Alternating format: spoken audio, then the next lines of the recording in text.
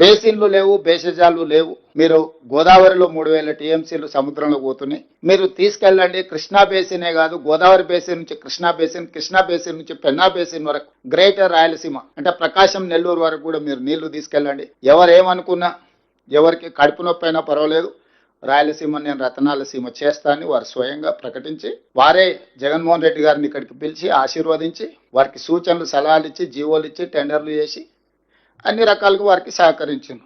Sir, వారిద్దరి అనుబంధం ఎలాంటిది అయినా అది తెలంగాణకు తీరని నష్టం. వారిద్దరి మధ్యలో ఆప్యాయత ఉండడాన్ని, అనుబంధం పెంచుకుంటే మాకేం అభ్యంతరం లేదు. కానీ శాశ్వతంగా తెలంగాణ ప్రజలకు కృష్ణానది పరివాహక ప్రాంతంలో ఉండే రైతాంగానికి మరణ శాసనం రాసే అధికారం చంద్రశేఖరరావు గారికి ఎవరు ఇవ్వలేదు. ప్రజల యొక్క హక్కులను కాపాడడానికి మాత్రమే ప్రజలు అధికారం ఇచ్చారు.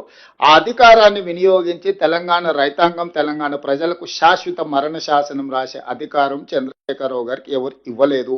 వాస్తవంగా చంద్రశేఖరరావు గారు ఇంకొక విధంగా వాదించినుంటే ఈరోజు హైదరాబాద్ నగరానికి తాగునీళ్లు తెచ్చుకుంటున్నాం కృష్ణానది నుంచి. హైదరాబాద్ నగరంలో ఇతర రాష్ట్రాలతో పాటు ఆంధ్రప్రదేశ్ ప్రజలు కూడా దాదాపు 20% ఉన్నారు. అసలు ఉమ్మడి కోటా నుంచి హైదరాబాద్ నగరానికి తాగునీటి జలాలను సపరేట్ చేసిన తర్వాత మిగిలినవి పరివాహక ప్రాంతం మీద మనం పంపకాలు చేపడదాము అన్నుంటే అది చర్చ ఇంకొకలాగా ఉండేది.